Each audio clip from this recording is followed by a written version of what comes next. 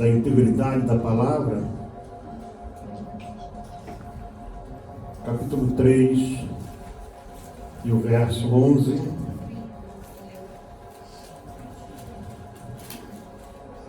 E me ocorreram várias coisas, e uma delas é que nós devemos pedir permissão a Deus para poder falar a palavra dele.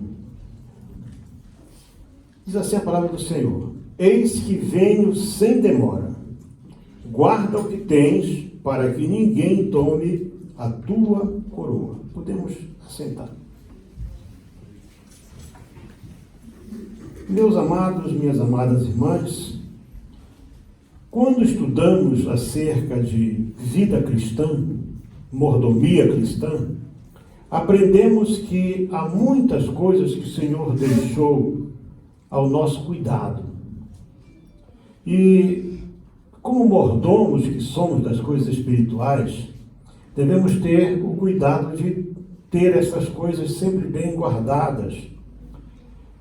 Na maioria das nações modernas, a maioria mesmo, é parte integrante dos códigos de direito civil a figura do que se chama fiel depositário, ou seja, isto é, aquela pessoa que é nomeada pela justiça para guardar bens seus ou de outros que estão pendentes de uma decisão judicial. Eu mesmo, quando estava lá no Brasil, eu lembro que eu comprei uma loja e nessa loja tinha alguns objetos que foi dito: olha, isso aqui não pode ser vendido, isso aqui está em caução, isso aqui, o dono da loja, o proprietário, ele é fiel depositário disso aqui.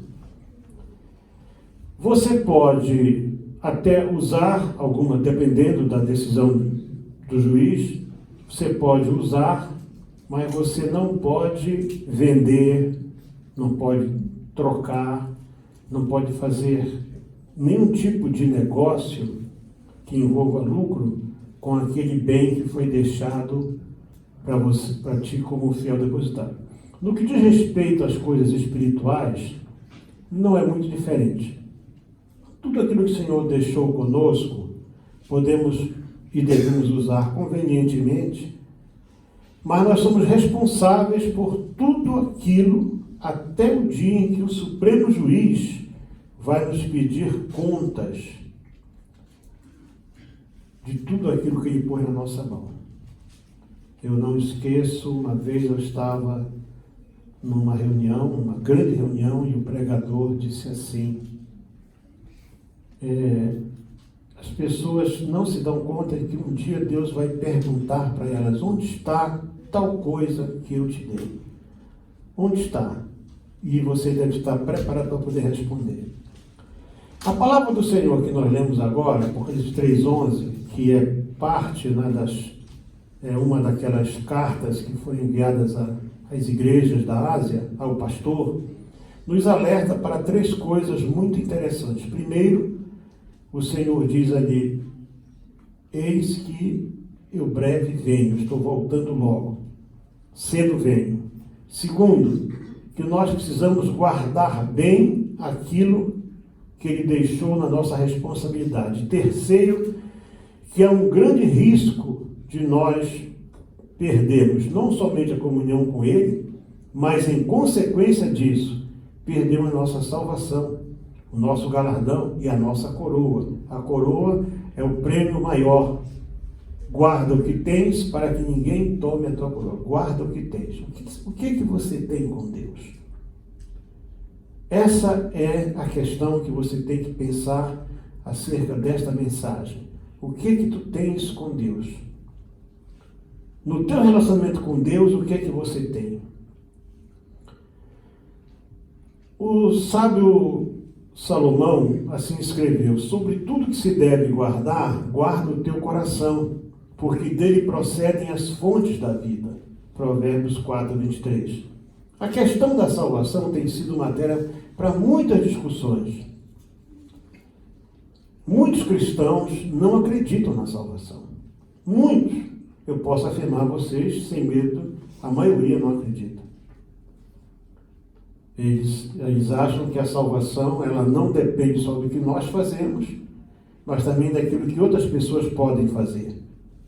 Os judeus diziam que não eram pecadores. Um dia para Jesus, nós somos filhos de Abraão. Então eles não precisavam de salvação, porque eles tinham a favor deles a lei, que lhes garantia, se eles seguissem a lei, ele estaria salvo. Os gentios acreditavam que se eles agradassem os deuses deles, quando morressem, iriam viver onde esses deuses estavam. Aquelas pessoas daqueles países lá do norte, né? Noruega, Finlândia, Dinamarca, eles acreditavam em vários deuses e num céu chamado Valhalla, quando eles iriam para lá. Né? Os hindus acreditam também que eles têm o céu deles lá, onde cada um tem. Que eu acho interessante é que eles fazem o que fazem, mas todos querem ir para o céu. Muitos cristãos não só duvidam, mas não acreditam na salvação, muitos por não se acharem merecedores, como se fosse possível alguém ser merecedor de ser salvo, e outros porque não creem que é possível, só com aquilo que a Bíblia diz, a pessoa ser salvo. O texto que eu vou ler agora para vocês, ele traz um assunto muito polêmico para alguns, porém muito simples, que é a predestinação. Será que alguém já nasce predestinado para ser salvo e alguém já nasce predestinado para ser condenado? E sabemos, isso está em Romanos capítulo 8, do verso 28 em diante, e sabemos que todas as coisas contribuem juntamente para o bem daqueles que amam a Deus, daqueles que são chamados segundo o seu propósito. Então, palavra chamado. Porque os que tantos conheceu, também os predestinou, para serem conformes à imagem de seu Filho, a fim de que ele seja o primogênito dentre muitos irmãos. E aos que predestinou, a este também chamou. E aos que chamou, este também justificou. E aos que justificou, este também glorificou. Que diremos, pois, estas coisas? Se Deus é por nós, quem será contra nós? Então, vamos tentar, de maneira simples, tirar dúvida acerca dessa palavra chamada predestinação. Há uma divisão hoje no cristianismo, né? Duas grandes correntes, né? O calvinismo e o arminianismo, que creem diferente sobre isso. E realmente, eu próprio, não entrava nesse assunto, porque eu tinha receio dele. Ele me dava um certo receio. Mas vamos ver o texto inteiro e não apenas uma parte. E sabemos que todas as coisas contribuem juntamente para o bem daqueles que amam a Deus, daqueles que são chamados segundo o seu propósito. Eu acho que o versículo desse mês são muitos chamados e poucos escolhidos, não é isso? É isso. Então, chamado é de caráter geral. Porque os que dantes conheceu. Então, se você parar aqui agora, diz também, porque os que dantes conheceu também os predestinou. Então você observa que a predestinação, embora ela pareça ser muito ampla, ela não é assim tão ampla. Ela tem restrições. Dantes conheceu. Se você observar a história de Esaú e Jacó, por exemplo, Deus diz o quê? Eu amei Jacó e aborreci Esaú. E amou Jacó ainda no ventre. Mas por quê? Quando Esaú se torna homem, as atitudes de Esaú foram todas elas contrárias a Deus. Então, você tem que entender que, como Jeremias escreveu e como o salmista também escreveu, Deus nos conhece desde que nós éramos uma coisa sem forma no ventre da nossa mãe. Ele fala, aos que dantes conheceu. O Senhor diz, Isaías falou assim, para quem olharei eu? Para aquele que teme sabe e treme com a minha palavra. Então, há critérios divinos aqui para que essa predestinação, para que você não fique com a tua cabeça confusa, eu quero dizer para você o seguinte: todo ser humano, em princípio, ele nasce predestinado à salvação, porque a Bíblia afirma que Deus criou o inferno para Satanás e seus anjos. Então, por exclusão, o céu foi criado para o homem, para todo. Então, em tese, todo ser humano, quando nasce, ele nasce predestinado para a salvação. Porém, o que vai decidir essa salvação? É o que vem depois. Aí vai entrar, né, uma coisa chamada escolha, porque a Bíblia diz que se aquele ano não fosse abreviado, até os escolhidos, né, não se salvariam. Escolha já entra na parte de eleição. E para você ser eleito, você tem que se candidatar. Para você ser eleito para a salvação, você tem que se candidatar para a salvação. E para se candidatar para a salvação, você tem que receber e confessar Jesus como teu Senhor e Salvador. Glória a Jesus. Então vejam que não é algo assim para a pessoa já ficar porque alguns fizeram disso uma teoria tão forte, então não precisa pregar o evangelho, porque já tem quem vai ser salvo. Não, senhor, não é isso. Ninguém é eleito antes de nascer. Você é eleito quando você entra no páreo, você está concorrendo, nós estamos concorrendo para a salvação, certo? E a nossa eleição, ela vai se completar naquele dia, quando chegarmos diante dele. É aí que vai se completar. Por isso que o Senhor diz: muitos chamados. Olha só a rede, né? O Senhor diz que o reino dos céus será semelhante a uma grande rede lançada no mar e que puxam para a praia e então separa os peixes bons dos maus. E diz: assim também será na vida do Filho do Homem. Os anjos vão separar. Então faz a escolha. A escolha vai ser nessa hora. Então você não fique aí entrando em polêmica na questão da predestinação, porque todo ser humano, ele nasce predestinado para a salvação. Nenhuma pessoa nasce predestinada para a condenação. Deus não seria Deus justo se não fosse dessa forma. Poucas doutrinas na história da igreja têm um histórico tão cheio de conflitos como esse, e também erros de interpretação. Mas se você, por exemplo, só para deixar você mais em paz, Efésios capítulo 1, versos 4 e 5 diz assim: como também nos elegeu nele antes da fundação do mundo. Então, antes que o mundo fosse criado, o homem foi eleito por Deus.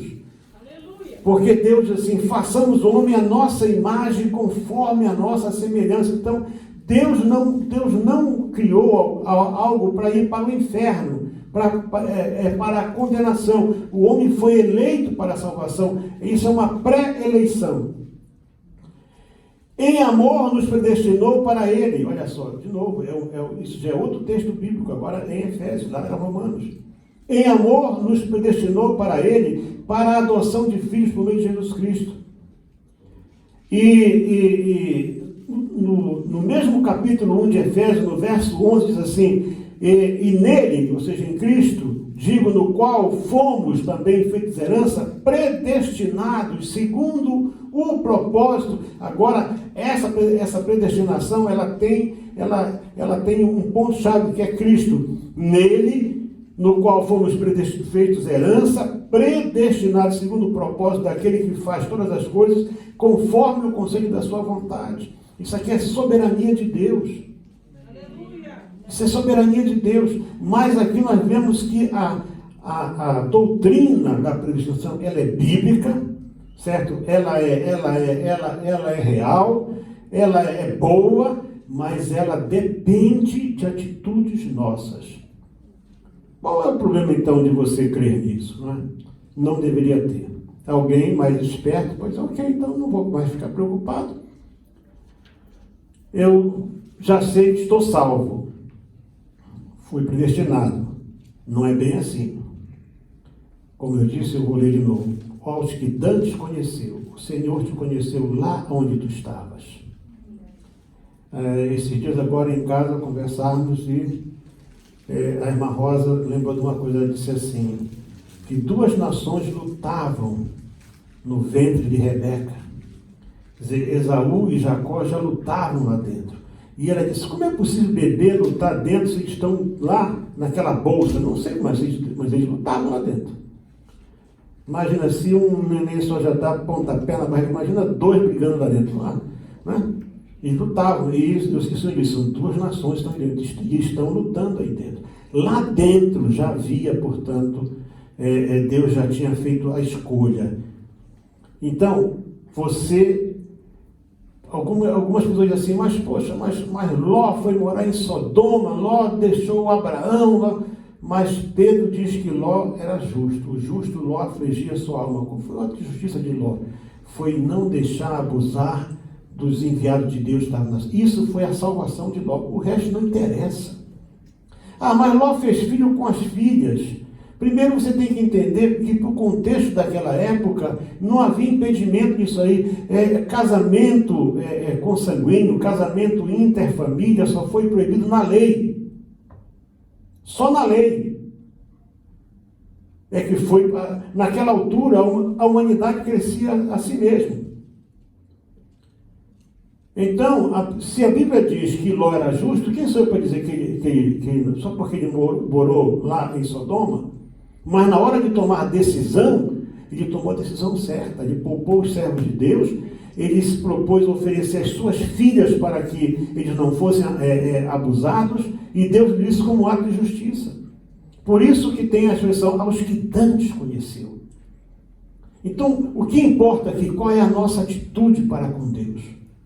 Como Deus conhece o nosso interior, como Deus conhece o nosso coração, não adianta você fingir. Você pode fingir para tua mulher, para o teu marido, para quem quiser. Você pode ser a pessoa mais fingida, mas para Deus você não pode fingir.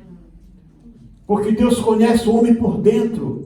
Por isso, aos que dantes conheceu, também os predestinou. Deus viu alguma coisa em você lá atrás. Deus viu algo lá na tua vida que levou a te chamar para o caminho da salvação. Esse é o detalhe que se chama aos que dantes conheceu. E Deus espera que nós saibamos guardar isso aí. Se você souber guardar isso contigo, se você souber guardar bem isso aí, com certeza que você vai chegar naquele dia. Nós somos responsáveis por preservar a nossa vida. Alguém, em defesa do suicídio, disse assim, mas Sansão se matou. Muito bem. Então Sansão se matou. Só que Sansão orou e disse, Senhor, só mais uma vez, me dá força para que eu possa me vingar dos meus inimigos. Então, quando Deus deu força para Sansão, Deus estava concordando com aquela atitude de Sansão. E as pessoas que dão a sua vida para poder salvar outros? Quantos casos de pessoas que morrem no fogo, pessoa que sabe que vai morrer, mas ela faz algo para poder salvar outra. Isso tecnicamente seria um suicídio, mas não é. Mas preservar a vida, cuidado com a vida é importante. Cuidado com a vida. Você tem que cuidar. Tem gente que cuida do carro e troca o óleo e faz isso e faz aquilo, mas não cuida de si mesmo. Não cuida da sua saúde, não cuida da sua alimentação. É importante nós cuidarmos do nosso corpo. Muita gente sofre consequência daquilo que semeou no próprio corpo. Nós somos responsáveis em guardar o nosso relacionamento com Deus. Ele é individual. Por exemplo, a maneira como cada pessoa se relaciona com Deus não é igual. Não adianta você querer copiar alguém, você não vai conseguir. As pessoas têm uma maneira diferente. Por exemplo, eu fiquei uma vez na casa de um pastor, ele deitava entre 11h30 e meia-noite, e às 4 da manhã ele levantava para orar e estudar a Bíblia. Ele dormia 4 horas. Anos e anos isso. E um dia eu encontrei o filho dele, ele já tinha falecido, encontrei o filho dele e disse, não, meu pai sempre foi assim. Eu conheci meu pai assim, sempre deitando 11, 11h30, meia-noite, e 4 da manhã ele levantava para poder orar e estudar. E disse, meu pai só dormia 4 horas por noite. Não sei como é que ele aguentou isso aí, mas esse era o relacionamento que aquele irmão tinha com Deus, era assim. Só era possível ele manter aquele nível desta forma. Outros dizem, né, é o caminho de joelhos, porque oram muito. Outros, enfim, cada um tem que desenvolver uma forma própria de se relacionar com Deus. Relacionar-se com Deus é pessoal. É pessoal. Isso aí, não adianta você querer copiar. Por exemplo, os israelitas, eles receberam a lei e foram responsabilizados pelo cumprimento dela. Então agora é um sistema legal, que até hoje existe. A igreja recebeu a lei do amor, lá em João capítulo 13, verso 34, que é o maior de todos os mandamentos. Esse é o maior de todos os mandamentos. Nós somos responsáveis por isso. Somos responsáveis em guardar o nosso coração, como eu li ainda há pouco. Quais são as saídas da vida? Sobre tudo que quiser guarda as entradas do teu coração, porque dela provém as saídas, em algumas versões, outras fontes da vida. O coração, não, nesse caso, não está se referindo a esse órgão aqui, mas sim a nossa mente. É por aqui que entra tudo. Então nós temos que ver o seguinte, que tudo que entra aqui, se você não souber filtrar, você não souber cuidar daquilo que entra, você vai se contaminar. Fala de vida material, fala de vida espiritual, fala de muita coisa. Mas a Bíblia diz que é com o coração, é com a mente que se crê, mas é com a boca que a gente confessa. Então, nada está sozinho, está sempre associado.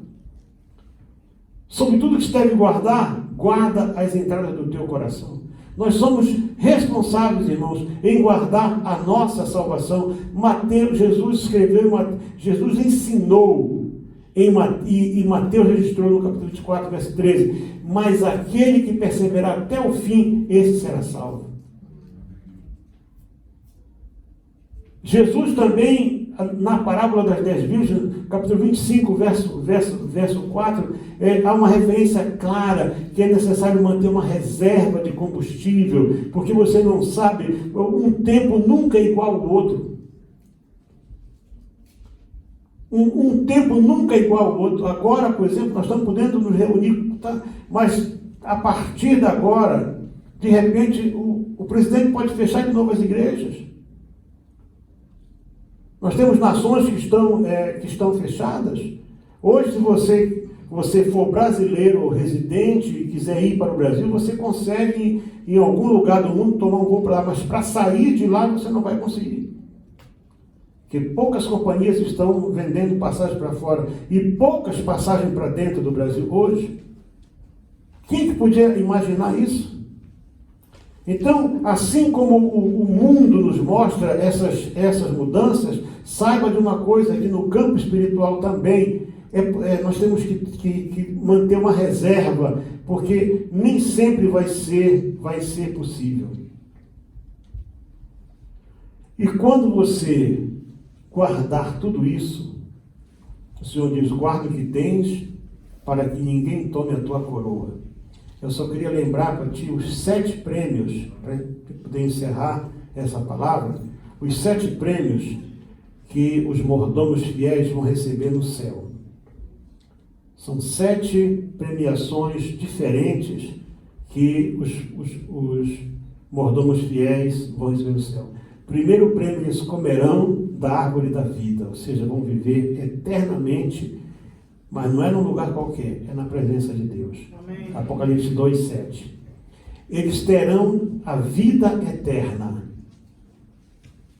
Capítulo 2, verso 11 de Apocalipse. Eles vão comer do maná escondido, quer dizer, há um maná. Quer dizer, o céu vai ser um lugar com comida, né? Em mais de uma referência nós temos isso aí. Vai ter comida no céu. Se tem 2 árvores da vida, uma de cada lado do rio, que é para as pessoas poderem comer dela, porque vai ter comida no céu. Vão comer do maná escondido e vão receber uma pedra branca e um novo nome. Apocalipse 2:17. Os mordomos fiéis terão poder sobre as nações e vão poder viver com aquilo que se conhece como a brilhante estrela da manhã, capítulo 2, verso 27. Eles terão vestes brancas e um novo nome no livro da vida e serão honrados perante o Pai. Apocalipse 3, verso 5. Eles serão coluna do templo de Deus e receberá em si o nome de Deus e o nome da cidade de Deus. Sabe o nome de Deus? Lá não vai estar escrito Deus, não. Nem tampouco Jeová e nem Elohim. Vai ser o nome secreto, o nome sagrado de Deus, que só lá no céu nós vamos poder saber. Porque Deus tem um nome dele próprio que nenhum homem teve o direito de saber até hoje. E o sétimo prêmio, o sétimo grande prêmio dos vencedores, vai assentar-se no trono de Deus, com Deus.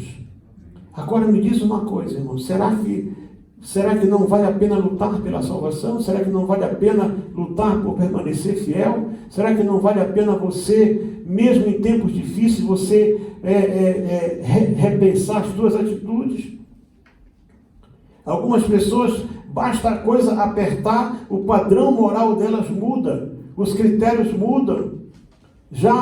Agora eu acho que eu posso fazer isso porque o tempo está difícil.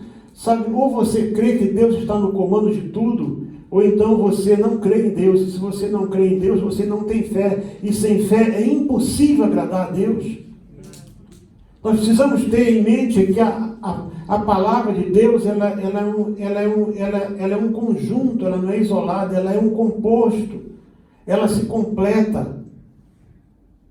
Ela não é um código, não, ela é Deus, ela é a revelação de Deus para o ser humano. Então, quando o Senhor Jesus escreveu dizendo: eis que venho sem demora, guarda o que tens, para que ninguém tome a tua coroa. E isso para a igreja que é considerada a igreja que não teve repreensão, que é Filadélfia. O pastor que não foi repreendido.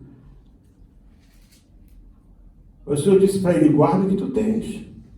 Porque se você não guarda, aqui tinha um selo, se você não guarda, você pode perder a tua coroa.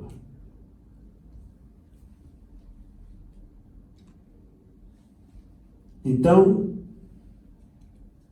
só para você poder entender, primeiramente, todos nós fomos predestinados para a salvação. Todos nós.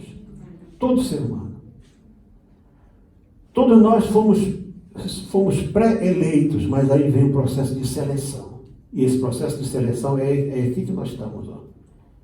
É aqui que Deus está vendo quem são os escolhidos dele. Não basta estar sentadinho aqui, não basta ter cartão de membro, não. Esse processo é divino. Eu digo sempre na minha casa, todo o tempo que falo, eu digo, gente, salvação é divina. Salvação depende de Deus. Deus é que determina a salvação, não é o homem. Tudo que nós pensarmos sobre salvação pode falhar. Agora, aquilo que Deus determinou, isso é imutável. E sabe uma coisa que Deus determinou na sua palavra? Os meus dons e as minhas vocações são irrevogáveis. Então, aquilo que Ele deu, ninguém vai tirar. Aquilo que Ele deu, ninguém vai tirar. É por isso que as promessas que Ele nos faz, a promessa que ele tem dado à nossa disposição, tudo aquilo que Ele colocou para nós só temos que nos apoderar dessas promessas e confiar nelas. E eu creio, irmãos, eu creio que tudo isso está breve para findar. Eu vejo esse mundo agora e é difícil a gente dizer, vamos ter mais tantos anos. É muito difícil. É muito difícil.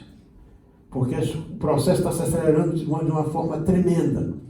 Está tudo indo muito rápido, muito rápido, muito rápido. Foi como eu disse a vocês aqui há cerca de 2 semanas atrás. Né? Em setembro de 2019, o Papa Francisco fez uma convocação para no dia, eu não sei se é 26 ou era 27 de março do ano passado, uma grande reunião em Roma. Todos os líderes mundiais estão em Roma. E um dos parâmetros, um dos temas dessa reunião era propor a eleição de um líder mundial. Qual foi o país mais afetado pela pandemia no começo? Exatamente a Itália. Exatamente a Itália. O que tem a ver a Itália com a China, gente? Mas não houve país que tivesse mais mortes. Quer dizer, não teve reunião nenhuma. Então, se alguém criou o vírus, eu não estou nem um pouco preocupado com isso aí. O seguinte, Deus deu mais um tempo para a sua igreja. E disse para o homem o seguinte, recado para o homem, né? Recado para Satanás. Olha, Satanás, não é como tu queres. Tu vais fazer quando eu permitir. Quando eu ver que o meu povo está pronto para a etapa final. Porque Deus cuida de nós. Deus cuida de nós. Então você continue a se preocupar com a tua vida, sim, Senhor, continue a se preocupar com... Mas você guarde tempo com Deus, separa tempo com Deus. Tira tempo para Deus. O tempo que você tira com Deus não é um tempo perdido. Não é um tempo perdido. Eu conheci um pastor, esse pastor faleceu alguns anos atrás. Eu fui um dia, ele me chamou para mim, lá na igreja dele, eu fui lá, cheguei aí perto das 13 horas, e quando eu fui lá, ele muito gentilmente mandou dizer assim, olha, disse para o pastor Eliel, me desculpar, mas agora eu não posso falar com ele, eu estou falando com meu pai. Eu pensei, mas o pastor Ivo já é uma entidade, ele ainda tem pai. Eu pensando comigo, né? E fiquei lá. Daqui a pouco veio ele, sabe, pastor? É que nessa hora, entre 1 e 3 da tarde, eu fico sozinho com Deus. Não falo com ninguém mais. Pode ser qualquer coisa que venha. Eu não falo, quer dizer, essa era a intimidade dele com Deus. E ele tinha essas 2 horas que ele não abria mão por nada. Qual é o tempo que você tem tirado para poder estar com Deus? Você tem tirado um tempo com Deus na tua vida? Você tem separado, não falo 2 horas, um tempo qualquer com Deus? Você tem guardado isso? Um tempo que Ele possa falar, gente, se vocês uma vez, Deus teve que quebrar minha perna para poder falar comigo, já está aí no meu livro. Quebrou minha perna. E foi me dizer lá essa noite, à noite, eu me queixando, a perna inchada, pendurada, o que eu fiz? Não, tu não fizeste, eu fiz. Agora eu posso falar contigo. Quero falar contigo, tu não tem tempo para mim. Tu trabalhas para mim, mas não tem tempo para poder falar comigo. Eu não posso falar contigo. Agora tu vai ficar aqui 6 semanas, eu vou vir falar contigo na hora que eu quiser, porque eu sei que tu estás aqui. Foi duro, doeu muito. Perna inchada, doeu muito, não podia andar. Cada vez que eu queria ir na casa de banho, eu lembrava, poxa, mas Deus não brinca mesmo. Hein? Fora as dores, né? Se Ele faz isso, Deus castiga aquele que ama. Isso é um castigo divino, irmãos. É um castigo divino. 6 semanitas aqui, agora eu sei que tu está à minha disposição, com essa perna pendurada para o alto aí. Tu não vai a lado nenhum, só vai para onde eu quiser que tu vá. Guarda o que tens, para que ninguém tome a tua coroa. Guarda a tua esperança, guarda a tua fé, guarda a tua comunhão, guarda a tua intimidade, guarda o que tens, para que ninguém tome a tua coroa. Deus abençoe, irmãos. Pastora Nádia.